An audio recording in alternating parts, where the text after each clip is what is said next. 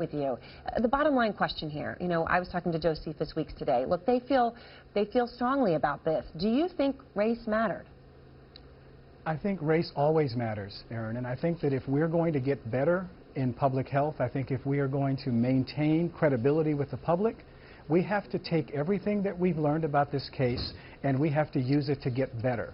I think what the family asked, they said it was suspicious. It's not an accusation. It's really a request for us to be clear that before we rush to reinforce and tell people everything is fine and try to calm the public, let's make sure that we really understand what happened, because suspicious is really a good word for us to use at this time, and use our suspicion to not celebrate the problem, but to clarify the problem so that our solutions are really good ones. So, Sanjay, the hospital was playing aggressive defense today, right? They knew that the Duncan family had these concerns, these feelings. They came out pretty aggressively. In a statement today, you know, you saw it, they said, we have a long history of treating a multicultural community in this area, right? I mean, it was an aggressive statement. They were coming out. But I guess my question to you is, if you walked into that hospital and you were white and you were American and you did not have an accent and you said, I was just in West Africa, in Liberia, and I'm worried, I'm sick, I have all these flu-like symptoms, isn't there a greater chance you'd have been admitted? It's surprising that he wasn't admitted.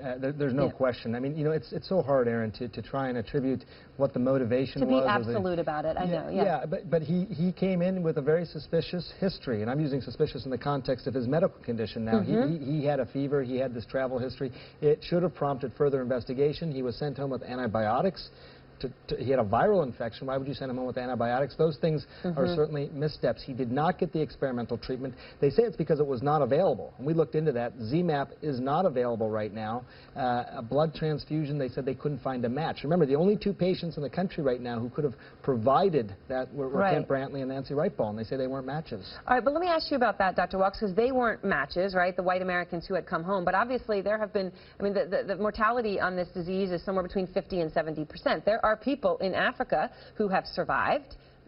Obviously, somebody there could have been a match. I mean, could there possibly have been some sort of an effort here? Erin, this is where I talk about we have to get better. I was watching CNN this afternoon, and they showed recovering and recovered Ebola patients. Why don't we have a registry of those folks? Why do we have to depend on only the 2 people that are here and that are willing? These are the kinds of questions we medical professionals have to ask. How do we see what's going on now? How do we get better at being clear to the public so they continue to listen to us and trust us? How do we get better at making sure our treatments are taking advantage of everything we know? 20 years ago, we knew that transfusions could make a big difference with people that had Ebola. So the fact that there's been no registry, that these folks are not available, it's absolutely astounding to me. And Sanjay, you are saying that this issue, I mean, there are a lot of people who are saying, why not close the borders? Send in the help, send in the troops, close the borders. Is that possible now? I think it's possible. You know, you hear from the senior infectious disease guys in this country that say, look, we don't know that it's going to make a difference. We don't know that it's humane to do that sort of thing. But this idea that, look, set a time period. Say it's 2 incubation periods. You know, 21 days is the longest one, so 42 days instead. Don't stop humanitarian aid. Of course, continue to give humanitarian aid, but set up those hospitals that the military has been talking about, the 1,200-bed hospital.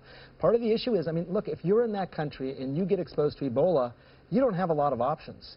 But if you have a hospital now that's set up, and you could say, we're open for business, come here. Don't try and get on a plane and leave. Come here. So if there's a time period that's sort of allocated and you can set up that hospital, it could possibly make a difference. But again, the risk of shutting off humanitarian efforts there is a real risk. And you don't want to, you do everything to prevent that from happening.